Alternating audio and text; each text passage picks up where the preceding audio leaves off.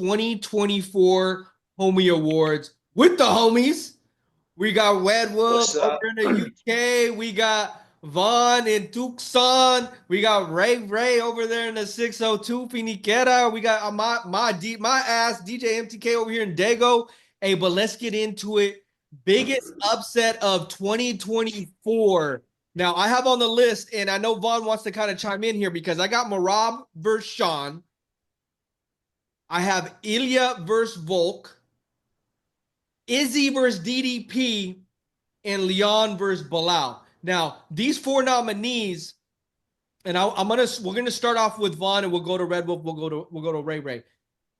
In my opinion, they all had this: Sean's gonna beat Merab, Izzy's gonna beat DDP, Volk's gonna beat Ilya, Leon's gonna beat Bilal.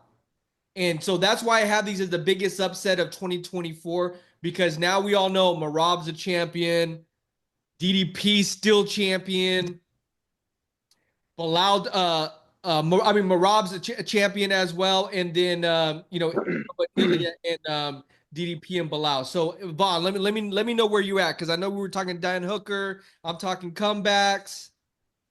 Yeah, for me, the biggest upset of the year was Dan Hooker versus Mateusz Gamrot, and simply because Mateusz was dominating that entire fight, as he should have been. Right? Favorite. He opened that fight as a minus 295 favorite, right. And then at fight time he closed as a minus 450 favorite to win that fight. So if I put $100 down, I'm winning $450.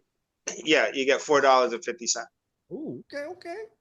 Yeah, I mean, you don't get a lot of money if you're betting on a minus 450 fighter, right? But if you put as money, a matter of fact, minus.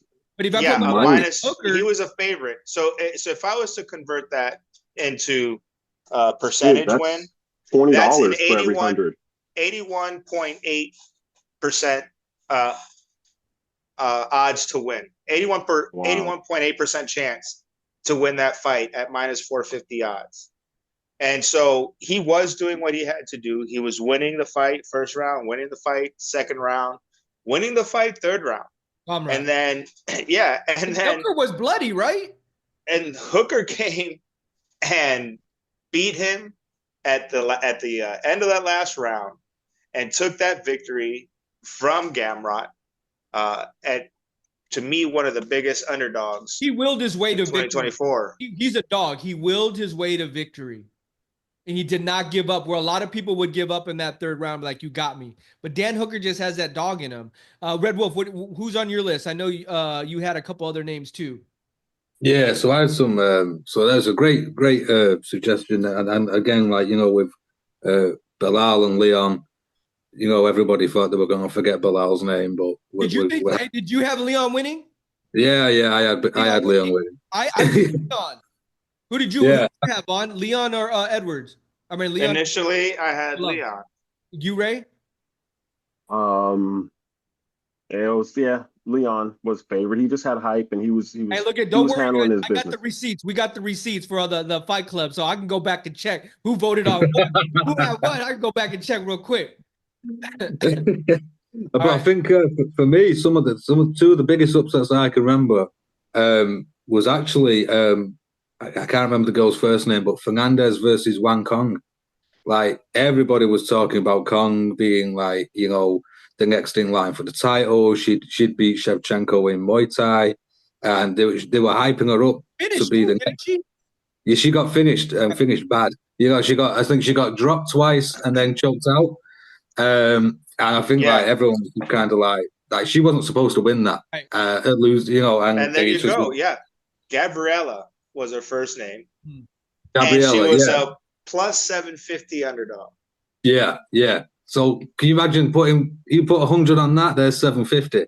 But there was one even bigger. There was one even bigger than that on Dana White's Contender Series. Duban, I can't pronounce her first name. Short little girl, looks really cute. Was holding a teddy and everything. A girl that didn't know her parents didn't know that she was going to go fight. No, that was Xi Ming. That was Xi Ming. But Dubang was a plus 1,000 underdog and won in 73 seconds with an overhand right. And it was to see that on Contender Series as well, just some random Tuesday night. It was unreal. I think Dana White and Hunter Campbell were just stood there like, oh my God. She got Dubang, that's it. That's the one. Yeah. That's the one. She's cute and she's all like, she looks like she wouldn't hurt Venezuela. Yeah, Venezuelan. Yeah. Yeah, she has a nasty ass knockout. Is that the one he said, hey, we're not going to sign you yet? No, he signed her. He signed her straight off the bat. Yeah, that was a round 1 KO. Hey, you homies are diehards. You always went underground. You went through the tunnel, through the back door. Like, hey, we're real MMA, UFC fans and shit. All right. You know what's crazy? I don't usually watch Contender Series because it's usually on Tuesdays and trying to stay up all night on a Saturday night as well as a Tuesday night. It's just I can't keep doing it. But I watched that one because I was just up, and I remember seeing that live, and even I was like, wow, that was unreal. But imagine putting money on her, you would have won. Ray, what do you got? No, for me, this is it's a hard thing because of how we're kind of like labeling the award. But for me, these title favorites, Leon, the O'Malley fight, these guys are coming in, with a lot of cachet. It is a huge fight. It's just there's so much on the line, and it's not like it's a toss up or it was just I didn't. They were talking about Sean was going to be the greatest. He's the next Conor. Yeah, no, I know, I understand, and that was the thing. He had all this cachet and the pink hair and the pink Lambo, and it was such a buildup, and you just thought he was just going to come in there and just bing and put him out. And I mean, I don't know, man. That's the biggest like shock factor because I wanted Sean to hold his own. I wanted him to be prepared. I wanted him to be able to put up, the same energy he was leading into that fight. I wanted to see it in the ring. It was hard. That's the media playing their Jedi mind tricks on us and marketing who they wanted to market. True. In spite of the fact that O'Malley was injured. O'Malley had to have like hip surgery or something after that fight. He knew this. Tim Welch knew this. I'm sure, Hunter Campbell and other insiders knew this. Yeah. I'm sure that they still had to market this fight, right? Because they weren't going to have another replacement for it. So we ate, we bought the hype. I was drinking the Kool-Aid. On it. It was sold to us. Yeah. It was sold to us. We looked at it. Well. Yeah, we looked at it. We looked at the ingredients. Well, okay, you know what? I'll buy this. Yeah. And we're the ones that got took. And again, to me, that's media doing their job. So do you think that Sean got exposed a little bit, or you just think because of the injury he wasn't at 100%? Oh, he wasn't at 100%. Everybody knew that, but he still got exposed. Regardless of whether you're 100% or not, he got dominated in that fight. I will say, to a point where we're like, wow, there's a big discrepancy in your floor game. All right, so let's do a round table again here. So the homies in the chat, they 34%. It was the Bilal fight versus Leon. DDP versus Izzy came in second. Ilya versus Folk came in third. Merab versus Sean came in fourth. Wow. So you're gonna okay, Ray, who do you got? Are you doing the Sean fight? Yeah, it was Sean Merab for me. All right, Redwolf. I'll go and be biased. I'll go Leon and Bilal. Vaughn. Out of those choices, I'll take Leon and Bilal as well. Well, you got MTK. It's all down to you, man. I'm gonna take that. He manhandled Leon every single fucking round, and it's almost like even Merab kind of did the same thing to Sean. It was funny because Sean was like afterwards, like, "Oh, I won 3 out of those 2 rounds," and the Izzy DDP. He just outworked Izzy, but I thought Izzy was about to come back and win it too. So I feel like I got something to say about each one of them. They're all tainted though. You know, because you look at the Leon fight that happened at like what 4:30 in the morning UK time. It was some ungodly time for someone to like have a professional, you know, fight with the title on the line, where one fighter is fighting at their optimal time, right? In the US time, their bodies, you know, circadian rhythms are at full go, where the other guy's circadian rhythm is at asleep. And I've said this before with the Leon fight, you know, not only does Leon have to be fighting optimally at 3 a.m. in the morning, so would have his training partners and coaching staff and all that, because they would have had to be fighting at that time too, to be getting ready. And how many people are you going to get, you know, optimal, you know, for a full camp doing it at 3 a.m., you know, because you have to at least the last 3 weeks. So I had beef with that. The O'Malley fight, you know, he had the injury. The Izzy fight, he hadn't fought for how long? 2 years, 2.5 years prior to coming back in, you know, and stepping into DDP. So every one of them's got some sort of taint. Okay, what about the Ilya versus Volk? Volk, bro, I mean, come on. He's busted goods. Everybody knows that. He's got cabeza issues. So long story short, he's taking Hooker. He's the Hooker fight. There's a case for what you're. I have to admit, there is a case for it. There's a case for every single one. There's something that is there, and I guess you could dissect any fight if you really wanted. But I get that. I get that. You know. But I mean, of the choices, I'm gonna still take Bilal. Right? Leon should have fucking protected his home turf, regardless of what fucking time someone called his ass out at. And let's just roll into this, you know, best comeback fight of 2024. In this, we have down, I have Dan Hooker versus Gamrot because I thought he was down and then he came back and he got it. Did. That's a good one for that. I have the Joshua Van versus Charles Energy Johnson fight. I have JDM versus Gilbert Burns with the broken arm. I have Brian Ortega versus Yair. What about Neil Magny versus Mike Malott? You know, I'm just thinking about that. Neil Magny. I got so many on here. I got the Jack Hermanson versus Joe Pfeiffer. Remember that fight? Yeah. A lot of hype around Pfeiffer, and he won those first couple of rounds, and Hermanson came back and he beat him. And then the Renato versus Jalen Turner. Yeah, I was gonna say that one. But I had Renato already winning that. Yeah, I just before the fight started. You had picked him, but he was okay. So I'll start with Redwolf this time. Yeah, I mean, I was just saying about the Moicano and Turner fight. Like, Moicano got dropped in the first round, and you know, Turner tries to do the whole walk-off KO thing, and then that cost him big time. Right, he didn't jump on him, he didn't pounce on him. No, he wanted the highlight on UFC 300. You know what I mean? So he tried walking away from that, and Moicano got straight back up and just float. Well, I don't think he knocked him down, but he took him down and just ground him out. So I think for, you know, in the way you think of a comeback, you know, he was dropped. It looked like he was going to be out, and Moicano came back and won that. I think another one as well was I don't know if you remember Mershat versus Shabazian. Yeah, I did see that. Yeah, he was I won't say dominated, but he was getting kind of manhandled a bit, and Mershat came back with the arm triangle, I think in the third round. Yeah, I mean that was a great comeback. I thought Gerald was done, but he came back and got the win there. So there's been a few comebacks worthy of note.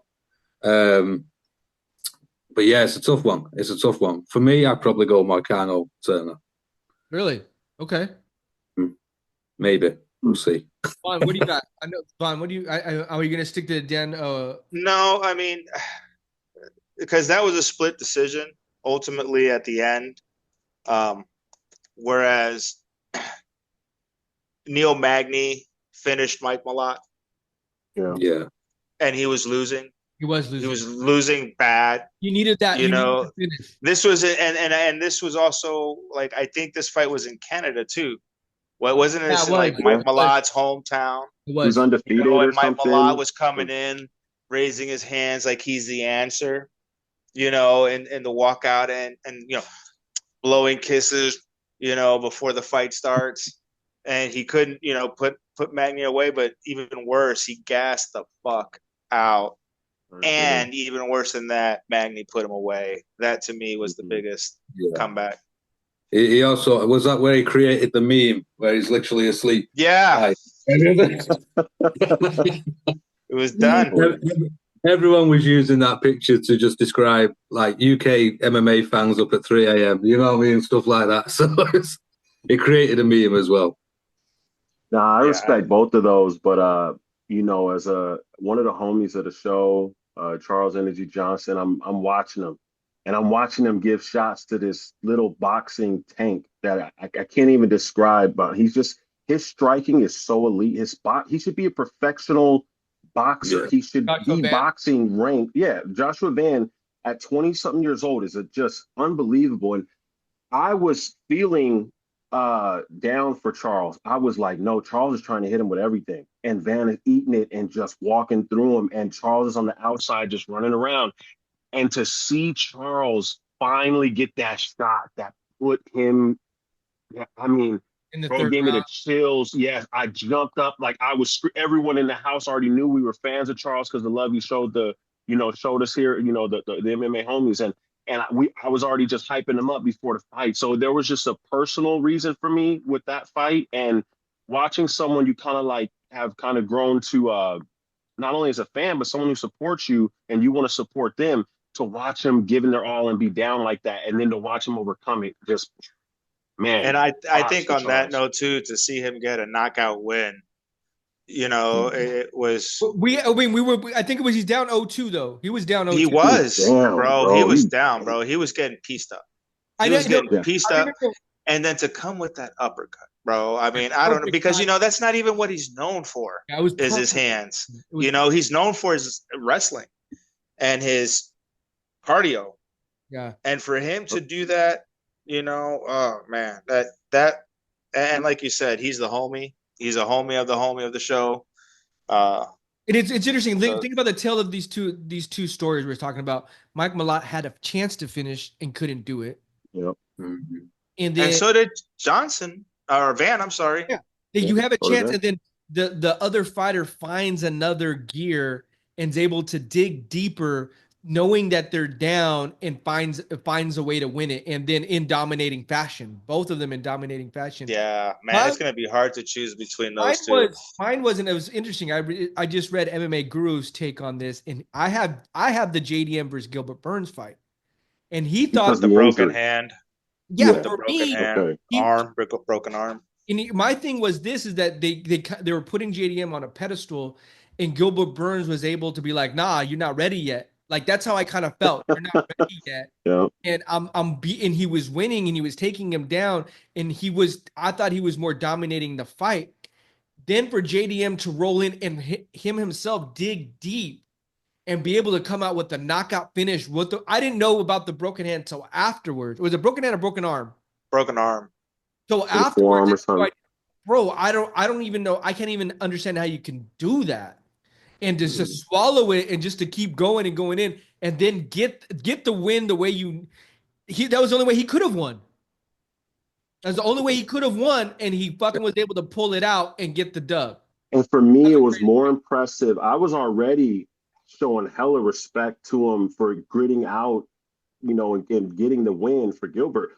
But to find out the injury and just, oh man, that just added to it. It was a cool thing. Yeah, so it was interesting to read MMA Guru, and sometimes I don't know if he's trolling just to troll motherfuckers and shit, but basically it was just like saying, hey, well, anybody could take you down for 2 rounds and hold you down. He really wasn't losing, wasn't really a comeback. So disrespectful. Don't get me started on him. So disrespectful, man. Like that, he's a disgrace to when my. When you say anyone country. Can take anyone down and control him for any amount of time, is ridiculous. It's just a ridiculous statement, and if you've ever, for any amount of time, even done it, it's not that easy. He's got 30 seconds in him, and he would be throwing up against the cage. He wouldn't be able to get up or move. He wouldn't be able I can guarantee you. I can guarantee you that Gilbert Burns can keep This is what he MMA said. guru on the fucking canvas. Oh my God. This is For what fucking he 5 rounds days. straight. Yeah, exactly. If you And want, look at this. however What long he you want said. to. JDM's fight with Gilbert Burns was not some crazy fucking comeback! Exclamation points, all capitals. Wow. Sure, the scorecards had him down, but I swear the second somebody gets that guy down and does nothing with it, the whole fan base acts like he's getting Habib versus McGregor round 2. Sick of his shit. Just a Gilbert hater. Yeah, because I got is. respect for Gilbert. That was I don't care if you're a fan of fighting and you know what you're watching, to see someone getting punched around and dominate, and then to turn it around and get a win like that in that fashion. Oh, come on, man. And here was my thing too. I had JDM just beating him outright. And then when the fight started, it's like, oh shit, Gilbert Burns still got something left in the tank here. He's not just folding, he's trying to win here. Up 2, JDM better do something. And then he comes out with a fucking devastating fucking KO. So anyway, that's my submission right there. I think that I think that it'd be interesting to see. I was trying to remember who ESPN MMA's was. You don't have your computer in front of you, Ray? No, I don't. Sorry. That's technical difficulties. I was trying to try and find out dead quick for you. Okay. But, who do you want? ESPN MMA's comeback of the year. So, and then UFC's is Neil Magny versus Mike Malott, Renato versus Turner, JDM versus Magdalena, and JM3. And they have Renato winning 76%.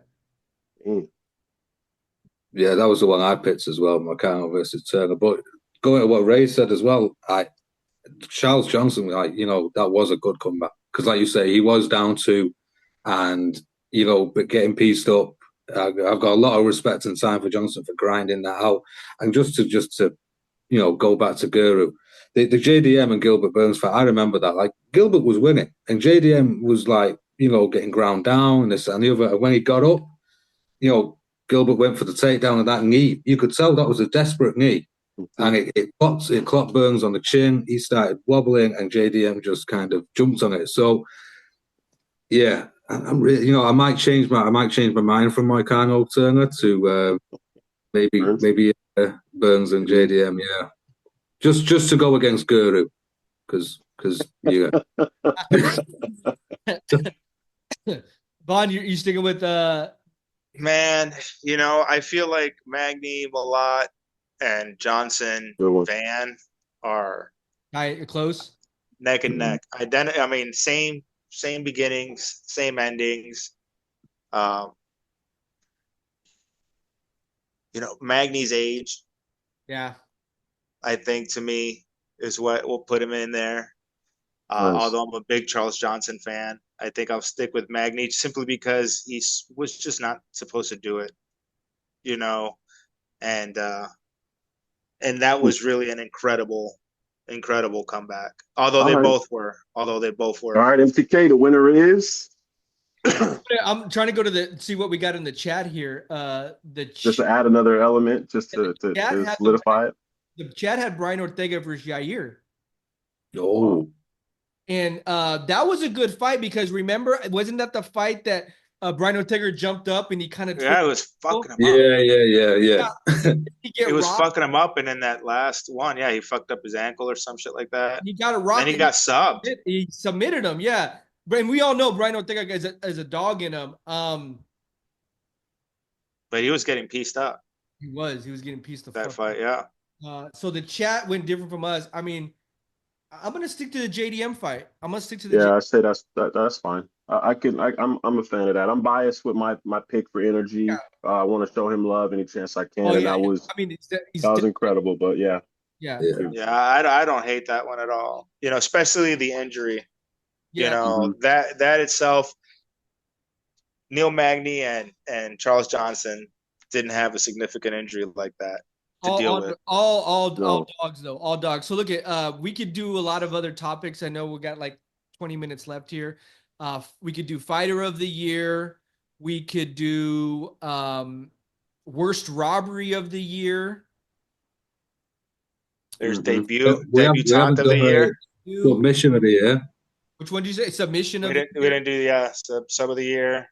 Biggest fraud. I have brawl of the year too. Like Battle of the year. Yeah. So I mean, what do you guys want to do next? Fighter of the year? What's the I most? say we do fighter of the year, submission of the year, debut of the year, if we can get those three. All right, let's do fighter of the year. I'll let Ray start.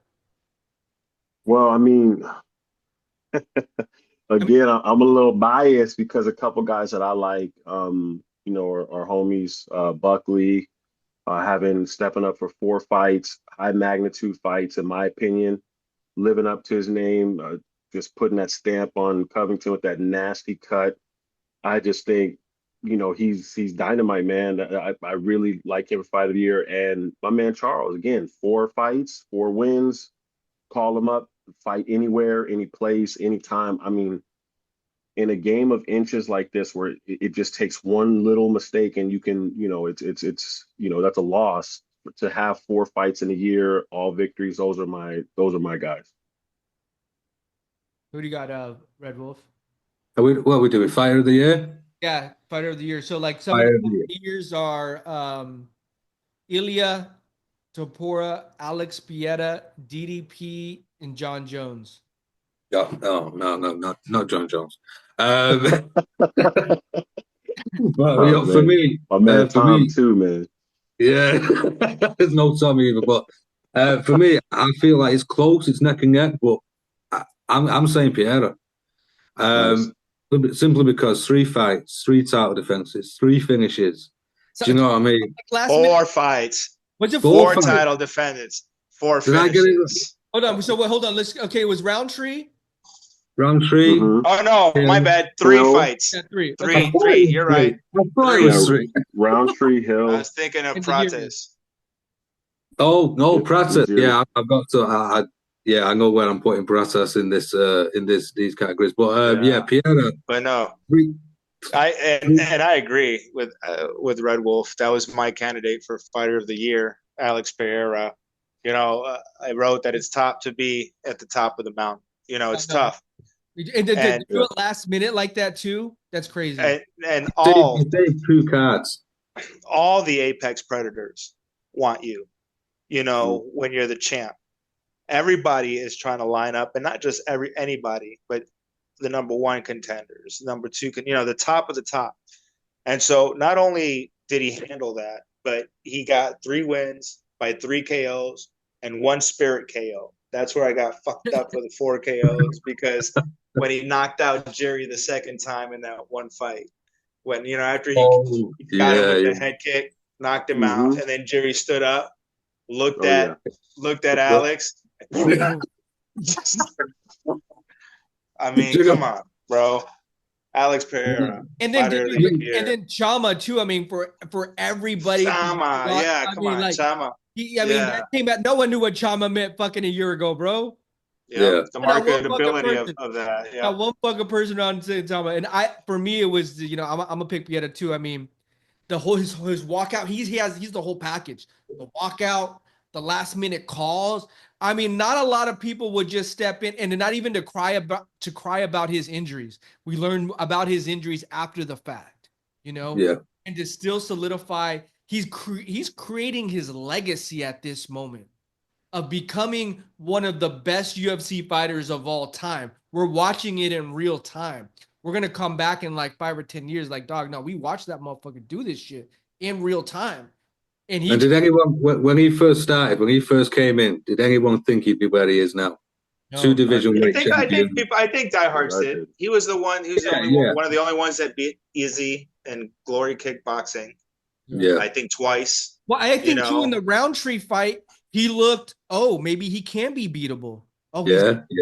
He's getting hit a little bit here, And I think that we were able to see that dog in him too, where he went in the 4th round and he put on a master clinic and fucked that motherfucker up. Yeah. Flow state. He entered the matrix mode and he just targeted and fired. You know what I'm saying?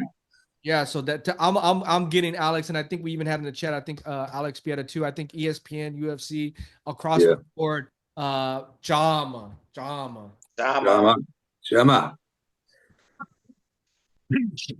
All right. So I think we only have 5 minutes left on the Zoom. I I mean, I don't know. Do we even want to talk about the worst MMA journalists of all time category? Or just kind of scroll right back. Well, All right. I don't think it deserves the airtime. We already kind of know, right? We know. Everybody knows. Only one candidate. There's only one. There were 4 nominees. Hold on. There were 4 nominees. Okay. Hey, don't hate on the other homies. Don't hate on the other homies. They were pretty bad too. All right. They were pretty bad. They were pretty bad. When the winner managed to land some like victory over Guru, that's when you know you're doing something fucking wrong. Do you know what I'm saying? Like when you beat Guru, Ruben, and Blonded, you're fucking up big time. You know? Yeah. You know, I did have this. Let's just do this real quick because I dropped this best mic drop of 2024. Battle saying fuck France, Buckley at UFC 300, Jasmine saying my balls is hot.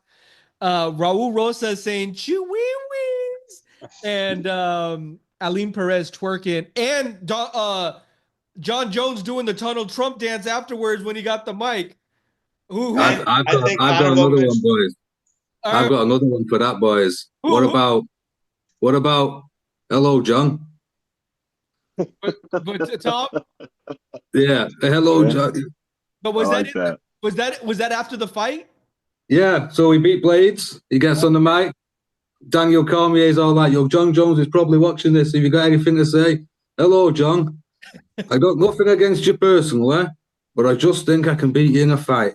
I know I can beat you in a fight. So, I mean, it's just about one of the most nicest call-outs ever. He gets called an arsehole for it. You know what I'm saying? But he's like the GSP guy. You know, the GSP was always nice. I'm not impressed by your performance. It was just so nice, but he backed it up. He backs it up, and then the whole Duck saga started after that. Hey, who do you got, Vaughn? This is a fun one. But for me, it's Brian Battle. Oh, that was brilliant. That to me is the one. You go into someone else's hometown, you know, and you flex like that. I'm gonna lose to a French guy, bro. That to me had me hyped the fuck up. Yeah, no, that was a good one. That was a good one. That to me had me hyped the fuck up. Ray, who do you got? I got Battle, man. That's the homie. Yeah. So, you know, I lean towards the homies all day. So I definitely love that call out. The fuck out of him. Oh, bro, he demolished. The Renato Easy Money. That's been that's the guy I was gonna say needs an honorable mention. Yeah, that was Moicano. Yeah, Renato Moicano needs an honorable mention because he's got some of the best mic fucking drops in the game. And you know what? And I also had to giving some of these other guys a shout out. I had on our list for like most improved fighter. I had Joaquin Buckley, Charles Energy Johnson, Imavov, Renato, and these are some real Tom Aspinall as well. Rising Stars. Yeah, and Diego Lopez. Oh man, yeah, Diego Lopez. He's one to watch next year. I'm telling you, man. He could be champ. I feel like he could be champ. Yeah, but he is a tough one. And you know, Umar Nurmagomedov, he's got a championship fight coming up in March, I believe. And I think Imavov versus if Imavov beats Izzy, bro, he's gonna be like he's gonna be on a really good streak as well. So we got a lot of fighters. I mean, we could just keep on